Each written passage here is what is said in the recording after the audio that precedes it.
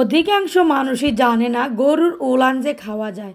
আসলে এটা খেতে কিন্তু দুর্দান্ত টেস্ট। বাহিরের কান্ট্রিগুলোতে এটা অনেক বেশি পছন্দ করে। ইন্দোনেশিয়ানরা তো এটা অনেক বেশি পছন্দ করে। ভিডিওতে আপনারা অবশ্যই দেখে থাকেন। আর এটা খেতে অনেক বেশি মজাদার লাগে। আজকে সম্পূর্ণ রেসিপিটি দেখিয়ে দেব কিভাবে তৈরি করলাম এই মজার রেসিপিটি। হ্যালো বন্ধুগণ, আসসালামু আলাইকুম।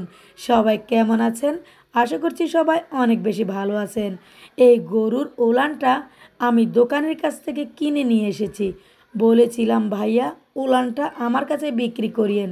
উনি আমাকে বলল, আপু এই উলানটা আমরা মাংসের সাথে ছোট ছোট পিস করে বিক্রি করে ফেলেই, আলাদা তো কখনোই বিক্রি করি না। যেহেতু আপনি নিতে চেয়েছেন, আচ্ছা আমি আপনাকে উলানটা দিয়ে দেব।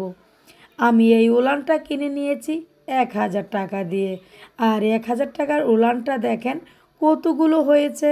আর এটা কত তুলতুলে নরম লাগছে, তাই না? এটা যখন ভালোভাবে রান্না করা যাবে, এটা খেতে অনেক বেশি টেস্ট হবে। একবার তৈরি করে খাবেন, কথা দিয়ে গেলাম এর স্বাদ কখনোই ভুলবেন না। আমি যখন তৈরি করেছিলাম, আমার বাসায় সবাই অনেক বেশি পছন্দ করেছে। আর এটা আমরা খেয়েছিলাম পরোটা দিয়ে। দুর্দান্ত টেস্ট ছিল বন্ধুরা। আমি যেই প্রসেসে রান্নাটি করছি সেম প্রসেসগুলো ফলো করলেই হবে।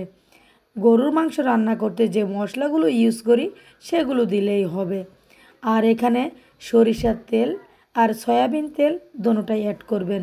এতে করে তুলতুলা মাংসগুলো অনেক বেশি দারুণ ফ্লেভার পাবে। এই তেলের জন্য, সরিষার তেলটার জন্য ঝাঁঝালো একটি ফ্লেভার থাকবে।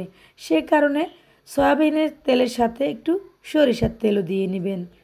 এটা অনেকক্ষণ রান্না করতে হবে। আমি ভিডিওর প্রসেসে কমিয়ে দেখাচ্ছি। এটা কিন্তু অনেকক্ষণ রান্না করবেন।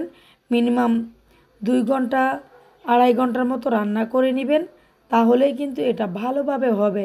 আমি শেষে আপনাদেরকে দেখিয়ে দেব এটা কত সুন্দর সফট হয়েছে। দেখেন আমি কিন্তু 2 ঘন্টার মতো রান্না করেছি। দেখেন কত সুন্দর লাগছে কালারটা।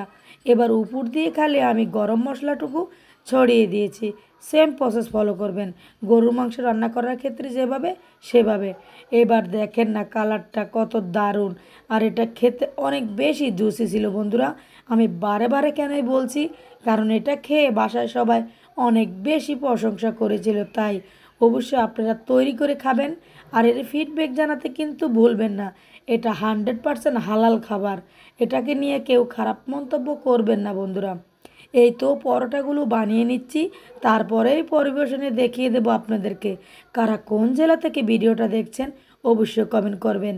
আর পেজ ফলো করা না থাকলে পেজটিকে ফলো করে দিবেন। ইউটিউব থেকে দেখলে অবশ্যই চ্যানেলটিকে সাবস্ক্রাইব করবেন। আর ভিডিওটা শেয়ার করবেন যেন সবাই তৈরি করে খেতে পারে এই মজার রেসিপি। আমরা তো পরিশ্রম করি একটু মজার খাবার খাবার জন্য, তাই না? তাহলে আমাদের কিন্তু অজানা থেকে যায় অনেক মজার খাবার। বন্ধুরা দেখেন এটা কত দারুণ লাগছে, তাই না? অবশ্যই তৈরি করবেন। আর এতক্ষণ ভিডিওটা মনোযোগ সহকারে দেখার জন্য অসংখ্য অসংখ্য ধন্যবাদ। সবাই ভালো থাকবেন। আল্লাহ হাফেজ।